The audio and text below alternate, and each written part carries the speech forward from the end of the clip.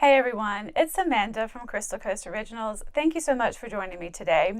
I normally would show you guys the dried results of the video that you're going to be seeing today, but that particular painting has sold. I will, however, insert a picture so you guys can see that one.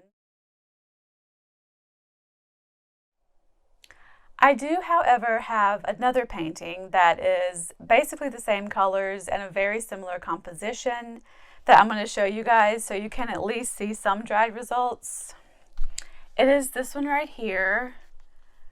I love this painting, you guys. This might be one of my favorites that I've ever done. Like these colors, this blue, I mean, it just looks fantastic. So it's a split light blue and beige background with shades of blue and gold in the center. It is on a 15 by 30 inch canvas, and this painting right here is available in my Etsy shop. If you guys are interested, I will leave a link in the description box.